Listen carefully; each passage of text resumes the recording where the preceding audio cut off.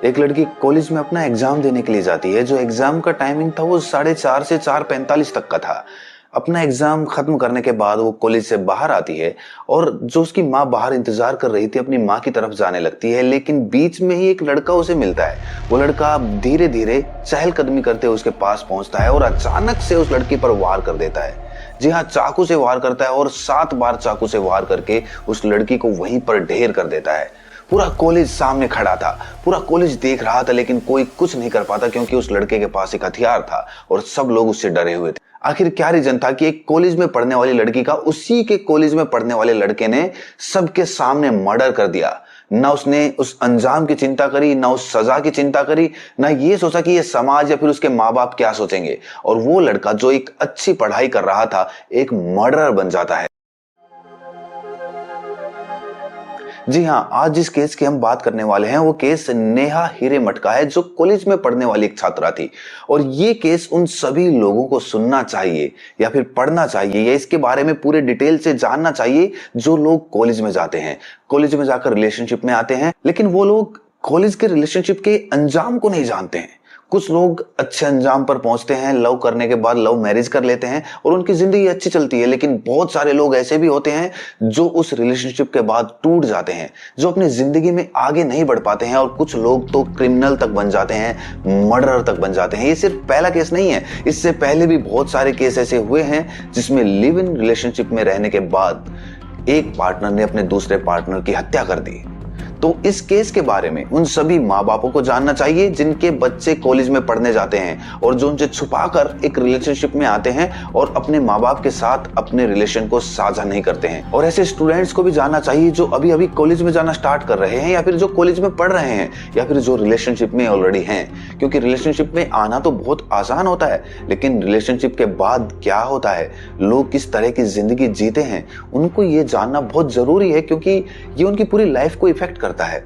इसीलिए आज का जो केस है वो नेहा हिरेमठ का है, जो पूरी सोसाइटी के लिए एक आईना, एक मिरर का काम करता है। इस केस के बारे में मेन स्ट्रीम मीडिया में ज्यादा डिटेलिंग में बात नहीं की गई है, लेकिन मैंने अपने सोर्सेज से जितनी भी इंफॉर्मेशन कलेक्ट की है मैं वो सारी इंफॉर्मेशन आप लोगों के साथ साझा करता हूं, और फिर आप डिसाइड करिए कि क्या वो लड़का गुनहगार था या फिर वो लड़की जिसका मर्डर हुआ। So let's discuss about today's horrifying case revolving around Neha Hiremath. 18 April 2024, Karnataka. Neha BVB college of engineering and technology में अपनी एमसीए की पढ़ाई कर रही थी। जो लोग एमसीए के बारे में नहीं जानते उन्हें बता देता हूं कि मास्टर्स इन कंप्यूटर एप्लीकेशन। और नेहा एक बहुत ही अच्छी पढ़ने वाली लड़की थी, काफी अच्छी थी वो पढ़ाई में, और जो उसके पिता थे वो कांग्रेस पार्टी के कोऑपरेटर थे, यानी कि कांग्रेस पार्टी से उनका रिलेशन था, उनके साथ संबंध रखते थे और वो पॉलिटिक्स में अपना करियर बना रहे थे। लेकिन जब नेहा 18 अप्रैल 2024 को एग्जाम देने के लिए इस कॉलेज में आई थी तो वो ठीक 2 महीने बाद अपने इस कॉलेज में कदम रख रही थी, क्योंकि 2 महीने पहले उसे टाइफाइड हो गया था और टाइफाइड की वजह से वो काफी वीक हो गई थी और वो काफी बीमार रहने के बाद अपना एग्जाम देने के लिए आई थी। और एग्जाम वो इसीलिए देना चाहती थी कि कहीं उसे एग्जाम में बैकलॉग ना लग जाए। बैकलॉग, जो लोग इंजीनियरिंग है, जो लोग कॉलेज कर रहे हैं उन्हें पता होगा क्या होती है बैकलॉग, तो इसमें बताने जैसा कुछ है नहीं। तो बैकलॉग लगने के बाद आप 6 महीने पीछे चले जाते हैं, यानी कि अगर आप अभी फेल हो गए हैं तो या फिर कुछ कॉलेज में 6 महीने या कुछ कॉलेजों में 1 साल का समय होता है, तो फेल होने के बाद 1 साल बाद आपको दोबारा मौका मिलता है वो एग्जाम देने का। और नेहा नहीं चाहती थी कि उसकी बीमारी की वजह से उसे दोबारा से एग्जाम की प्रिपरेशन करनी पड़े, 1 साल उसे इंतजार करना पड़े। इसीलिए इतनी वीक और इतनी बीमार होने के बाद भी वो अपना एग्जाम देना चाहती थी और उस एग्जाम को क्लियर करके वो अपनी नेक्स्ट ईयर में एंट्री करना चाहती थी। तो 18 अप्रैल 2024 को वो अपनी मां के साथ उस कॉलेज में एग्जाम देने के लिए आती है। नेहा कॉलेज में एग्जाम देने के लिए चली जाती है। कॉलेज का जो एग्जाम था वो 4:30 से 4:45 के बीच में खत्म होने वाला था और 4:30 बजे अपना एग्जाम खत्म करके नेहा अपने कॉलेज के कैंपस से बाहर आती है और वो काफी एक्साइटेड थी। वो अपनी माँ को बताना चाहती थी कि उसका एग्जाम कैसा हुआ, क्योंकि उसकी माँ जो थी वो कॉलेज के बाहर गेट पर उसका वेट कर रही थी। और नेहा अपनी माँ से बताना चाहती थी कि वो इतनी बीमार होने के बाद भी उसने एग्जाम अच्छा किया है, काफी खुश भी थी। लेकिन उसकी ये खुशी ज्यादा देर तक टिकने वाली नहीं थी, क्योंकि बाहर कॉलेज के मेन कैंपस में एक लड़का नेहा का इंतजार कर रहा था। उस लड़के की नजरें नेहा को ढूंढ रही थी और जब नेहा अपना एग्जाम देने के बाद कॉलेज से बाहर आई तो अचानक वो लड़का नेहा को देखता है और नेहा की तरफ हल्के कदमों से बढ़ना शुरू कर देता है। कॉलेज में आसपास और भी लड़के लड़कियां थे लेकिन किसी को कोई अंदाजा नहीं था कि आगे क्या होने वाला है। अचानक नेहा उस लड़के को देखती है और उसे देखकर वो तेज कदमों से बढ़ना शुरू कर देती है क्योंकि वो लड़के से घबरा जाती है, उससे डर जाती है। अब समझने की बात यह थी कि कॉलेज में पढ़ने वाले लड़के से नेहा क्यों डर जाती है, क्योंकि उस लड़के के हाथ में चाकू था जो सिर्फ नेहा देख रही थी और दूसरे लड़कों को वो चाकू दिखाई नहीं दे रहा था। जब वो लड़का नेहा की तरफ बढ़ रहा था तो नेहा घबरा कर गेट की तरफ जहां पर उसकी माँ उसका इंतजार कर रही थी उस तरफ बढ़ना शुरू करती है। लेकिन अचानक वो लड़का नेहा के सामने आ जाता है और उस चाकू से नेहा के सीधा गर्दन पर वार करता है। वो फोर्स इतना ज्यादा था कि नेहा पहले ही वार से उस जमीन पर गिर जाती है। जमीन पर गिरने के बाद भी वो लड़का नहीं रुका और उसने लगातार 7 बार नेहा पर वार किया और जब तक नेहा नहीं मर गई, जब तक नेहा वहां पर डेड नहीं हो गई, उसने नेहा को नहीं छोड़ा। एक तो नेहा पहले ही काफी वीक थी, टाइफाइड की मरीज थी, 2 महीने से बीमार थी, उसकी बॉडी में इतनी एनर्जी थी ही नहीं कि वो हॉस्पिटल तक पहुंच पाती। हालांकि वहां जो लड़के खड़े थे उन लड़कों ने नेहा को तुरंत एम्बुलेंस बुलाकर एम्बुलेंस में डाला और उसे हॉस्पिटल पहुंचाने की कोशिश की, लेकिन नेहा ने रास्ते में ही दम तोड़ दिया। हालांकि वो लड़का जिसने नेहा की हत्या की थी वो लड़का भी वहां से भाग नहीं पाया। लड़कों ने उसका पीछा किया और वहीं पर कॉलेज से बाहर निकलने से पहले ही उस लड़के को धर दबोचा और उसके बाद उसे पुलिस के हवाले कर दिया गया। लेकिन तब तक काफी देर हो चुकी थी, नेहा को वो लोग बचा नहीं पाए।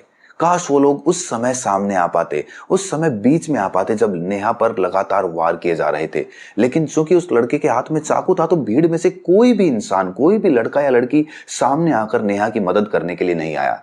ये हमारी सोसाइटी का एक ड्रॉबैक कह सकते हैं। सामने लोग लड़ते रहते हैं, एक बंदे को 10 बंदे मिलकर पीटते रहते हैं, लेकिन कोई भी बचाने के लिए बीच में नहीं आता क्योंकि सबको अपनी फिक्र होती है। एक बहुत बड़ी भीड़ खड़ी होकर देखती रहती है लेकिन उस भीड़ में एक संगठन नहीं होता, एक एकता नहीं होती। अगर वो एक साथ यूनियन के साथ आगे आ जाए तो किसी की हिम्मत नहीं होगी कि किसी एक पर बहुत सारे लोग मिलकर उसके साथ कोई क्राइम कर सके या फिर उसको टॉर्चर कर सके। लेकिन भीड़ तो मूक दर्शक बनकर खड़ी ही रहती है, आप सभी ने देखा होगा। और ऐसा ही वहां पर हुआ जब नेहा बिल्कुल लहूलुहान हो गई, जब 7 बार चाकू से वार कर दिए गए, तब उसको एम्बुलेंस में डाला गया। तब तक बहुत देर हो चुकी थी और नेहा अब इस दुनिया में नहीं थी। नेहा की मां गेट पर ही नेहा का इंतजार कर रही थी। वो खुश थी कि अभी उसकी बेटी आएगी, उससे मिलेगी, एग्जाम के बारे में उससे डिस्कस करेगी, लेकिन वो नहीं जानती थी कि उसकी बेटी इस दुनिया से जा चुकी है। जिस लड़के ने नेहा पर वार किया था उस लड़के का नाम फयाज खोंडू नायक था और वो 23 साल का था। फयाज की मां मुमताज और उसके पिता बाबा साहेब दोनों टीचर्स थे और फयाज जो था वो काफी इंटेलिजेंट रहा था अपने स्कूल टाइम से ही, हमेशा उसके 90% से अबव मार्क्स रहे थे। कॉलेज में आने के बाद भी फयाज काफी इंटेलिजेंट था पढ़ाई में। वो अपनी माँ के साथ, मुमताज के साथ रहता था और उसके पिता उसकी माँ से अलग हो चुके थे, यानी कि उनका डिवोर्स हो चुका था। उसकी माँ अलग रहती थी और उसके पिता अलग रहते थे। कॉलेज में जाने के बाद फयाज अपनी एक हॉबी को हमेशा फॉलो करता रहा और वो हॉबी थी उसकी बॉडी बिल्डिंग की। वो बॉडी बिल्डिंग का बहुत शौकीन था, बहुत ज्यादा बॉडी बिल्डिंग के लिए एक्सरसाइजेज करता था और जितने भी कॉम्पिटिशन्स होते थे कॉलेज में, उन कॉम्पिटिशन में वो जरूर हिस्सा लिया करता था। और कॉलेज के कॉम्पिटिशन में फयाज को ब्लू अवार्ड भी मिला था। जो लोग ब्लू अवार्ड के बारे में नहीं जानते, मैं भी नहीं जानता था और हाल ही में मेरे को पता चला कि जो ब्लू अवार्ड होता है वो जो टॉप मोस्ट रैंकिंग वाले बंदे होते हैं कॉलेज या यूनिवर्सिटी में, उन लोगों को ब्लू अवार्ड दिया जाता है। तो आप समझ सकते हैं कि जो फयाज था वो बॉडी बिल्डिंग में कितना अच्छा था। वो उसकी हॉबी थी और वो हॉबी को अच्छे से फॉलो भी कर रहा था। और उसकी माँ जो थी मुमताज, वो फयाज को IAS ऑफिसर बनाना चाहती थी। लेकिन 6 महीने पहले ही फयाज अचानक से अपने एग्जाम में फेल हो जाता है। ये पहली बार फयाज के साथ हुआ था। जो लड़का 90% एग्जाम पास करता था वो लड़का अचानक से फेल हो जाता है। अब दोबारा से जब सप्लीमेंट के फॉर्म वो भरता है अगले साल, तो उसके बाद भी उसे कोई अच्छे मार्क्स नहीं मिलते हैं। इसलिए फयाज डिसाइड करता है कि वो अपनी स्टडीज को, अपनी पढ़ाई को छोड़ देगा। और जब वो अपनी माँ को इस बारे में बताता है तो उसकी माँ को भी एक शौक लगता है। उसकी माँ सोचती है कि इतना अच्छा था मेरा बेटा पढ़ाई में और अचानक से पढ़ाई छोड़ रहा है। वो उससे कहती है कि तुम अपनी पढ़ाई जारी रखो ताकि तुम्हारा एक ब्राइट फ्यूचर बने। लेकिन फयाज डिसाइड कर चुका था कि वो आगे स्टडीज नहीं करेगा। आखिर क्या रीजन था कि एक इतना अच्छा खासा पढ़ने वाला लड़का, एक अपनी हॉबी को फॉलो करने वाला, अच्छा बॉडी बिल्डर, अपनी हेल्थ का ध्यान रखने वाला, अचानक से सब कुछ छोड़ देता है। फयाज 6 महीने पहले तक, यानी 13 अप्रैल से 6 महीने पहले तक वो अपने कॉलेज में गया भी नहीं था। फयाज को 6 महीने हो गए थे अपने कॉलेज को ड्रॉप किए हुए। फयाज ने कॉलेज जाना बंद कर दिया था। वो पूरे दिन अपने घर पर पड़ा रहता था, पूरे दिन घर में अपने मोबाइल को देखता रहता था या फिर खाना खाता रहता था और पूरे दिन खाली बैठा रहता था। खाली बैठे बैठे उसका दिमाग एकदम डिप्रेशन में चला गया था। डिप्रेशन में जाने के बाद उसे समझ नहीं आ रहा था कि मैं किस तरह की जिंदगी जी रहा हूँ। आखिर ऐसी हालत उसकी क्यों हुई थी, क्यों वो डिप्रेशन में चला गया था, क्यों उसने कॉलेज में जाना बंद कर दिया था और क्यों वो खाली घर पर पड़ा रहता था। इसके पीछे का रीजन फयाज की माँ के अकॉर्डिंग, जो फयाज था वो 1 साल तक नेहा के साथ रिलेशनशिप में था। 1 साल तक रिलेशनशिप में रहने के बाद अचानक उनकी रिलेशनशिप में कुछ गड़बड़ आ जाती है। फयाज को ये बात बिल्कुल भी अच्छी नहीं लगती। वो इस दर्द को झेल नहीं पाता और इसी वजह से उसकी स्टडीज में भी वो सफर करने लगता है। तो 1 साल तक रिलेशनशिप में रहने के बाद फयाज की माँ के अकॉर्डिंग नेहा उसे ड्रॉप कर देती है। नेहा उसको छोड़ देती है और उससे कहती है कि तुम मुझसे बात नहीं करोगे। एक्चुअल में जो फयाज की माँ थी मुमताज, उसकी एक बार नेहा से फोन पर भी बात हुई थी और यही मुमताज के बयान थे जो उसने मीडिया को दिए थे। लेकिन ये सिर्फ एक पक्ष था, एक पार्ट था। दूसरा पार्ट जो नेहा की फैमिली के अकॉर्डिंग था वो ये था कि जो फयाज था वो नेहा को लगातार फॉलो कर रहा था, उसको परेशान कर रहा था। वो जबरदस्ती उससे अपने प्यार को एक्सेप्ट करने के लिए कहता था। जो फयाज था वो उसका पुराना क्लासमेट भी रह चुका था और वो पहले से एक दूसरे को जानते थे। तो बार बार जब फयाज नेहा को फॉलो कर रहा था तो नेहा ने ये बात अपनी फैमिली को बताई, अपने पापा को बताई और उसके पापा ने उसके पिता को, जो फयाज का पिता था, उनको फोन किया बाबा साहेब को और उनको बोला कि आपका बेटा मेरी बेटी को परेशान कर रहा है, आप प्लीज उसे समझाइए वरना तो हम पुलिस कंप्लेंट भी करेंगे। और इसके बाद बाबा साहेब ने अपने बेटे फयाज को समझाया कि तुम उस लड़की का पीछा मत करो, उसके पिता का मेरे पास फोन आता है, वो धमकी देते हैं पुलिस कंप्लेंट करने की, और अगर पुलिस कंप्लेंट हो जाती है तो तुम्हारी कोई नहीं सुनेगा, सब उस लड़की की ही सुनेंगे। ये बात तुम याद रखना, चाहे तुम्हारा कोई भी रिलेशन रहा हो पहले, चाहे तुम्हारी जो भी अंडरस्टैंडिंग रही हो पहले, लेकिन अब वक्त आ गया है कि तुम आगे बढ़ो, अपनी लाइफ में कुछ अच्छा करो।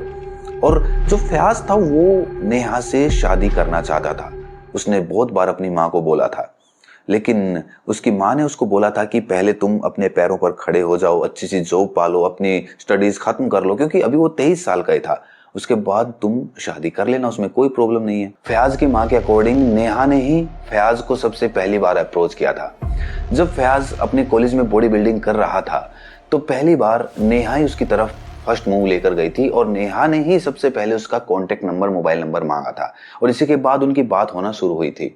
ये फयाज की माँ के यानी मुमताज के बयान थे। अब इस केस का पूरा ट्रूथ क्या है, इसकी पूरी सच्चाई क्या है, ये तो इस केस की इन्वेस्टिगेशन के बाद ही पता चलेगा, क्योंकि ये केस बहुत ही रिसेंट है, अभी अभी घटित हुआ है। तो कुछ समय तो इस केस के इन्वेस्टिगेशन में लगेगा और इन्वेस्टिगेशन के बाद पता चलेगा कि सारा केस क्या था, किसकी गलती थी या फिर किसने पहले अप्रोच किया था। चाहे गलती कितनी भी बड़ी क्यों ना हो, किसी का मर्डर करना, किसी की हत्या करना कहीं से भी जस्टिफाई नहीं हो सकता है। और यही बात फयाज की माँ ने मीडिया के सामने कही कि चाहे जो भी बात हुई हो, कोई भी लड़का इतना बुरा काम नहीं कर सकता है। मेरे बेटे ने बहुत बुरा काम किया है, मुझे नहीं पता कि वो समाज में अब कैसे रहेगा। और उसकी माँ ने कहा कि जो इसके लिए सजा हो सकती है, जो मर्डर के लिए सजा होती है, वही फयाज को मिलनी चाहिए, उसके साथ कोई भी रियायत नहीं बरती जानी चाहिए। ये फयाज की माँ के बयान थे मुमताज के। लेकिन देखिए, समझने की बात यह है कि जो पॉलिटिकल लीडर्स होते हैं वो ऐसे केस को लव जिहाद का नाम दे देते हैं। अभी इलेक्शन आने वाले हैं और इलेक्शन की वजह से जिन्हें भी पब्लिसिटी चाहिए, जो भी लीडर्स होते हैं, वो इसको लव जिहाद का मामला बना देना चाहते हैं। लव जिहाद के बारे में जो लोग नहीं जानते उन्हें बता देता हूं कि जो मुस्लिम लड़का एक हिंदू लड़की को अपने प्यार में फंसाता है, चाहे डरा कर, धमका कर, बहला कर, फुसला कर, जैसे भी धमकी देकर, और उसे शादी करके मुस्लिम धर्म में कन्वर्ट कर देता है, उसे ही लव जिहाद कहते हैं। यही शॉर्ट फॉर्म है लव जिहाद की, जो ज्यादातर लोग समझते हैं, जानते हैं। लेकिन समझने की बात यह है कि ये जो लोग हैं, जो पॉलिटिक्स है, जो पॉलिटिकल लीडर्स हैं, वो अपने फायदे के लिए इसे एक लव जिहाद का मुद्दा बना दे रहे हैं।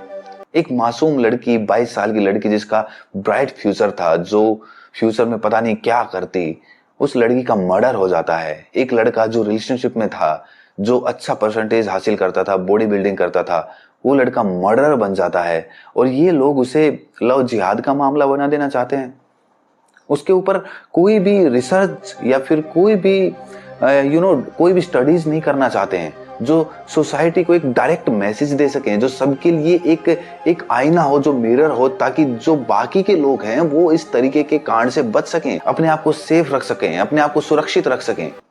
और ये जो पॉलिटिक्स होती है, यही हमारे समाज को खोखला कर रही है। सब लोग अपने फायदे के लिए किसी भी केस को अपने अकॉर्डिंग उसे नया रूप दे देते हैं। सच्चाई चाहे जो भी रही हो, वो सिर्फ दो धर्मों के बीच में खिंचाव पैदा करके, तनाव पैदा करके सिर्फ वोट पाना चाहते हैं। और ये पॉलिटिक्स के हाल हो गए हैं आजकल। जब हमारे समाज के नेता ऐसे रहेंगे तो हमारा समाज किस तरफ जाएगा, सोचकर भी बहुत बुरा लगता है। बहुत ही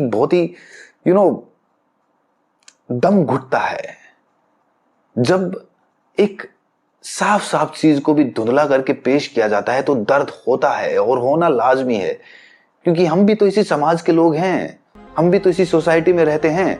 आज उनके साथ हुआ है, कल हमारे साथ होगा, और जो रियलिटी होगी उसको छुपाया जाएगा, कुछ और पेश किया जाएगा। कैसा लगता होगा उस लड़के की माँ को या फिर उस लड़की के माता पिता को, जो लोग सुनते होंगे, ऐसी न्यूज देखते होंगे, जो ये मेन स्ट्रीम मीडिया ये खुद उसको लव जिहाद का मामला साबित करने पे लगे हुए हैं।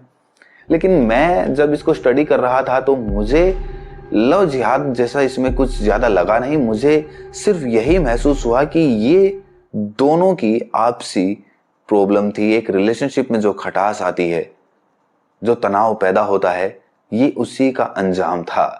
धर्म बाद में आता है, लोगों का जो कनेक्शन होता है, जो उनकी आपसी सहमति या फिर आपसी लड़ाई झगड़े होते हैं, वो सबसे पहले आते हैं। तो मैं जानना चाहता हूं कि आपके अकॉर्डिंग हमारी सोसाइटी को कैसे लीडर्स चाहिए, और जो ये ऐसे केस होते हैं, जो ऐसी रिलेशनशिप में मर्डर्स होते हैं, आखिर इनको कैसे रोका जा सकता है? क्योंकि ये पहला केस नहीं है, इससे पहले भी बहुत केस ऐसे हुए हैं, चाहे वो आफ्ताब श्रद्धा वाला लगा लीजिए या फिर जो निक्की का केस हुआ था वो लगा लीजिए। वो सभी केस एक रिलेशनशिप में ही हुए थे। एक रिलेशनशिप में मर्डर होना, जिससे आप प्यार करते हो उसी का मर्डर कर देना, ये कैसे जस्टिफाई हो सकता है? आई डोंट नो, मैं नहीं जानता हूं, मैं समझ भी नहीं सकता हूं। आखिर क्या रीजंस होते हैं? आप उन रीजंस को कमेंट्स में बताइए, ताकि लोग उन कमेंट्स को पढ़ें कि रिलेशनशिप में आने के बाद लोगों को क्या क्या झेलना पड़ता है। तो मिलते हैं अगले केस में, तब तक के लिए अपना ख्याल रखें और इस चैनल को सब्सक्राइब करके नोटिफिकेशन बेल को जरूर प्रेस करें, ताकि हम अपनी सोसाइटी को जागरूक कर सकें, उनके सामने ऐसे केस लाते रहें। Thank you.